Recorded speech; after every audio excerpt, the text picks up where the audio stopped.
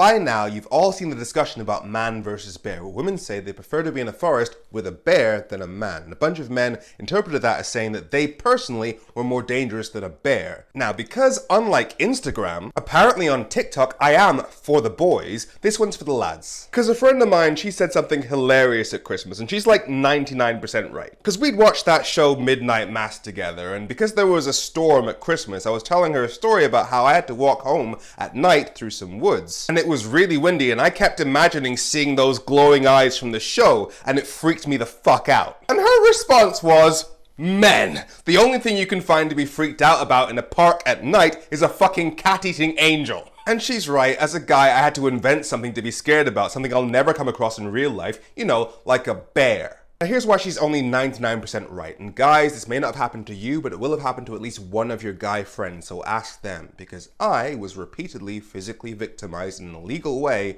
by somebody that my family knew as a child. Somebody obviously far bigger than me. And the result of that is that as an adult, if I see somebody who I don't think I could physically take, there is a fight or flight response that goes off in my head. But as a guy, I had the option of growing up big and strong, going to the gym, so I can be more or less confident that 80% of the people that I meet are no physical threat to me. Now, most women will have had traumatic experiences with men obviously larger than them in their lives, but unlike men, they don't to the same extent have that option. So if my fight or flight is triggered around any man that's larger than me, please try and understand how women feel around all men. So if your priority in this isn't calling out the problematic views that some men have about women which make women unsafe, but instead it's protecting your own reputation, like, hey, at least I'm not as dangerous as a fucking bear, then congratulations, you're pointing out to women that you're a giant red flag.